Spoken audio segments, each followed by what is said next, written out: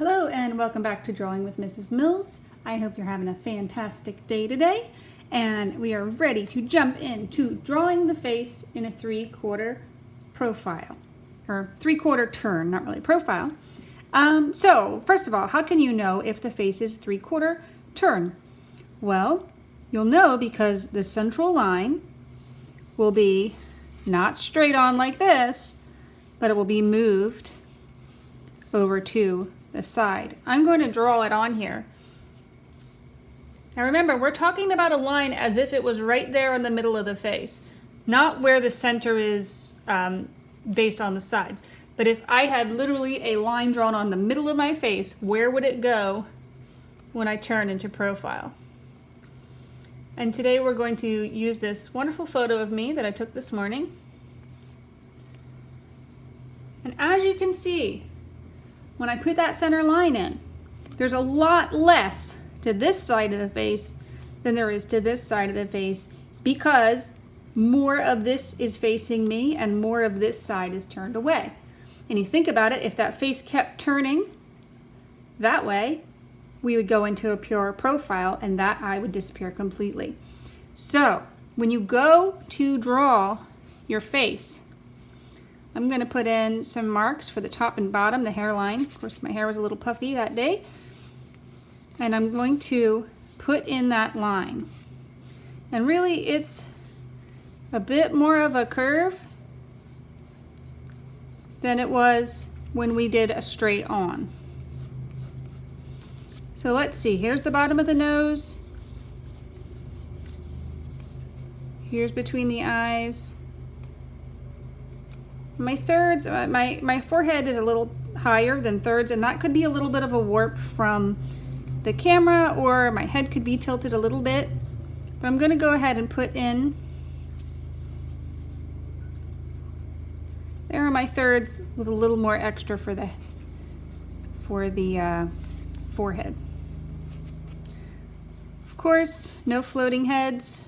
So let's put in this straight edge of the neck here. And comes out like this. And yes, there is something called like a warp from the camera. So sometimes when you take pictures, they get a little warped from reality. So just keep that in mind. If I had a real camera set up in a studio, my picture would probably be better. So now I've got the beginning of where I'm going sketched in. I want to put that back shoulder. Look at how that back shoulder actually sits as a curve. So it comes back and this way, almost like right through. It's really tempting to put it down low. Make sure you look at where it is in comparison to the face. Okay, so our nose, let's start there. So you can see how the nose comes out like this and around, and you're actually losing that back nostril. So like this and around. Here's the ball of the nose. And then if we drop a straight down, you can see here's this side. So you're going to come up and down, and really you're losing that back part of the nostril because the head is turned. Now our lips, here's our line. Again, pretty close to thirds. So let's put in the beginning of that mouth. Now, here's where it gets tricky. Remember that used to be an M? Now this side is much shorter because this is moving away in perspective. So this is going to be much shorter. It's not going to be equal like when we do straight on. And while we're talking about that, let's also look at this side of the face because this gets confusing. How do we draw this shape? And it's going to take some studying of the form for you to start to feel that shape correctly. With this, you see it comes out, down and in, out where the mouth is a little bit, and back down to the chin. That can be really difficult to get right, and it's just going to take practice. Let's start to block our eyes in. Now, all of the tricks we kind of use for proportion with our eyes are going to get changed because of the perspective of the head moving. So let's start with this eye and sort of put the width here. So the width, come over, this looks pretty good. But this eye is going to be smaller because it's further away from us. And I'm going to start again with those upper lids, looking at my reference because that's going to help me. And with this one, the eye has actually turned a little bit, and you can actually see the curve of the eyeball there as it moves into perspective. Let's sketch these guys in. So this eye is going to actually be smaller than that eye because of it moving into perspective. I'm going to sketch in the form of the eyebrows. They come straight up and down like this. That's a little more extreme than my actual eyebrow. And I also want to put in this kind of edge of the nose. I think I told you about the ramp. Here's the ramp. It's this shape right here, coming in. All right, it's looking very creepy without any eyes, so let's get those put in. Again, I have these hooded eyes where you can only see part of my eyelid. All right, I'm gonna sketch in these eyeballs.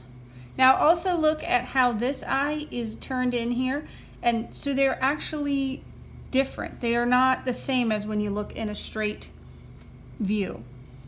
This one's turned in a little bit, and you're gonna have to play with getting the pupils looking at the same place. It is tricky, I'm not gonna lie.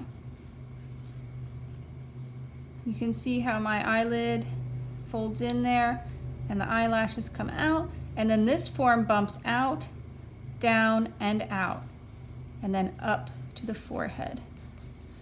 All right, let's get a little more of the mouth put in. Again, it's going to be longer over here. We can put that form I like in here. And everything on this side of the mouth is shorter. And then there's our straight. This is shorter, this is longer. So everything that falls to the side is going to be different than on this side. And that's why I think this is the most challenging view to draw. That's why I saved it for last. All right. So let's continue back here. We still have to get the jawline put in. Into the ear, kind of flows. There's a little bit of neck that you can see coming in here. It's just gonna flow right into the ear. But you're gonna see a lot less of the ear because it's not turned directly towards you. And now let's start to put in some of the hair. Remember, we want a full head. You don't just want this little shortened head. So let's put some of that hair in. My hair was being crazy. Let's do that and have fun doing it. All right, so I'm gonna add a little bit of the shading in right before we go. I always like to bring in that shoulder. Let's see, my light source is coming from this side. This side is more lit. So let's put in a little shading. I like to use this side of my pencil to really get that shading. See the ball? I'm going to talk to you more about shading a sphere. So once you shade this whole side of the nose, it's going to look a lot more nose-like. I'm not going to do too much here, but we'll just get some of that put in. Some of the form in the eye, and let's shade that eye. There's a nice shine in there. And of course, there's always good shading underneath here. I'm gonna go through and just clean up some edges. I'm trying to draw things pretty clearly so you can see it. There's some stuff I would probably make a little more subtle if I was just drawing it on my own. I'm just gonna do a really quick color in here. And a little more hair. That's where you can have all the fun. I'm not being too serious with this drawing. I just wanted to give you an idea of how to do that 3/4 turn. And my advice is to grab a reference photo. You're welcome to use mine or take one of your own and do some practice with this. It's a little tricky, but you can do it. Really spend some time observing how the face changes as it moves and turns away from you. That's really going to help you when you're trying to do this kind of drawing. So that is it for today. I hope you had fun. I hope you're doing lots of drawing and trying new things, because that is the best thing you could be doing right now. And I look forward to drawing with you tomorrow. Thanks, and have a great day. Thanks for drawing with Mrs. Mills.